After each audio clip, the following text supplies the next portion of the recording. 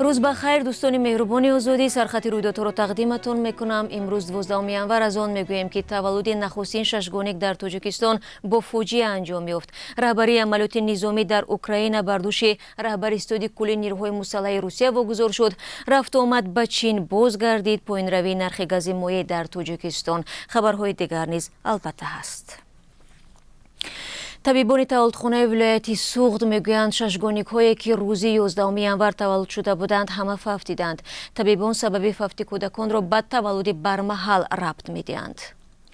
نوزادان قریب 6 ماه تولد شده وزنشان از 550 تا 700 گرم بود. زنی که این کودکان را به دنیا آورد مبارک صاحبوی 26 ساله ساکن جماعت اوفچی قلچه نویه بوجا غفورов می باشد و حالا زیر معاینه طبیبان قرار دارد. گفته می شود که 2 نفر از این نوزادها پسر و 4 تن دیگر دختر بودند. تولد ششگانیک در تاجیکستان بی سابقه می باشد. تفصیلات این موضوع را در یک گزارش مفصل امروز در برنامه اخبار آزادی می توانید تماشا کنید.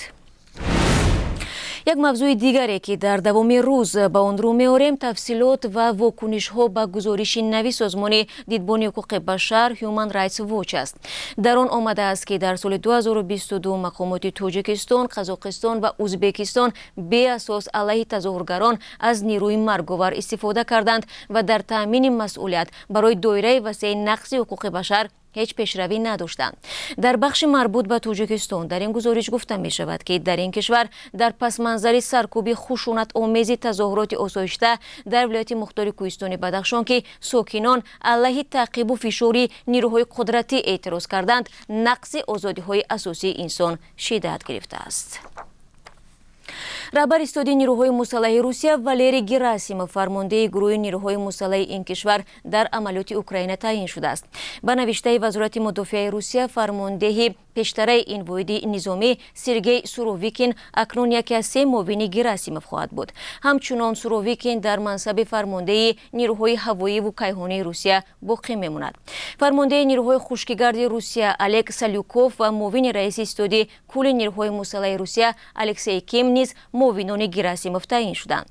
وزارت میگوید تعیین گراسیموف با این مقام با بالا بردن مقیاس عملیات نظامی در اوکراین ارتباط دارد. صرف نظر از ادعای روسیه درباره اشغال شهر سولدار واقع در ولایت شرقی دونتسک اوکراین شب گذشته برخوردها ادامه داشتند، ولی پرزیدنت اوکراین ولودیمیر زلنسکی شام 11 ینور ابراز داشت که خط محافظت در دونتسک رخنه نشده است. این اظهارات را استادی کل نیروهای اوکراین هم تصدیق کرد و افزود که برخوردها ادامه دارند. همپیمانی محلی گروه دهشت‌افکن دولت اسلامی یا خود داعش مسئولیت ترکیش در نزد قرارگاه وزارت امور داخلی افغانستان را بر دوش گرفته است. بر اثر این انفجار کمش 5 کس کشته شد. خبرگزاری گروه دهشت‌افکن داعش در شبکه تلگرام نوشته است که در شهر کابل عضو داعش در بین افسران امنیتی طالبان و خادمان وزارت خود را ترک کرده است. از زمان سر قدرت آمدن طالبان در افغانستان داعش مسئولیت چندین ترکیش در گوشه‌های مختلف افغانستان را بر عهده گرفته است.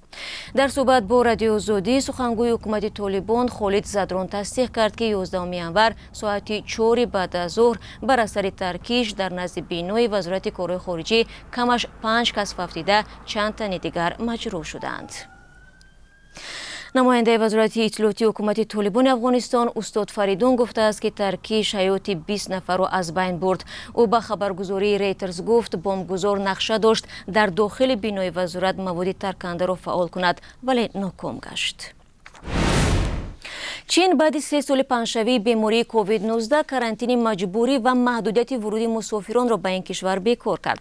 همین طریق طبق اطلاع وزارت کارهای خارجه تاجیکستان شهروندان کشور برای سفر به چین باید روادید بگیرند و همچنین میتوانند در سرایست کنسولی وزارت درباره اجازه ورود در شناسنامه خود مهر گذارند. باید گفت برای نفرانی که به چین سفر میکنند داشتن معلوماتنامه تشخیص کووید 19 همان ضرور می باشد، ولی بعد ورود به این کشور آنها دیگر به کارانتین فرا گرفتن نمیشوند. با بیکار کردن محدودیت ها نگرانی های هست که امکان دارد بیماری کووید 19 در چین افزایش یابد. طبق گزارش ها بنابر چنین احتمالیت در کشور جهان با ورود مسافران از چین محدودیت ها جاری کردند. در قزاقستان 8 وگونی که به تاجیکستان غلادانه میبرد چپه شدند. بنا به اطلاع خبرگزاری الدالا کیزت در نتیجه صدمه قطاره یک قسمی از گندم ها به زمین ریخته است. نسبت این حادثه جانب روی آهن قزاقستان کمیسیون تأسیس داده شده است. ضمناً آخر ماه دکبر در نزدیکگاه روی آهن قربیسی ولایت قرغنده 19 وگون غله به صدمه دچار شده بود. طبق اطلاع رسمی سالانه به تاجیکستان نزدیک 1 میلیون تن گندم وارد می شود که بیش از 98% آن به قزاقستان راست می آید. نرخ گاز مایع در نقطه‌های فروش سوزشواری تاجیکستان با تدریج پایین می رود. امروز 12 ینور 1 لیتر این مواد سوخت بر عوض از 3 سومانی و 80 درم تا 4 سومانی پیشنهاد می شود. هفته پیش نرخ از 4 سومانی و 30 درم تا 4 سومانی و 50 درم را تشکیل می داد. پایین روی قیمت گاز مایع به افزایش واردات وابسته دانسته می شود. اما در نرخ بنزین دیگرگونی به نظر نمی رسد. حالا ارزش بنزین نو 92 7 سومانی و 60 درم، نو 95 8 سومانی و 20 درم و سوزشواری دیزلی 12 سومانی است. دوستان مهربان، حالا نگاهی می‌اندازیم به بازار اسعار خارجی در تاجیکستان. قرب روبل روسی همان میل بالاروی دارد. بانک ملی امروز نرخ 1000 روبل روسی را 147 سومانی و 50 درم مقرر کرده است که در مقایسه با یک هفته پیش 7 سومانی بیشتر می‌باشد.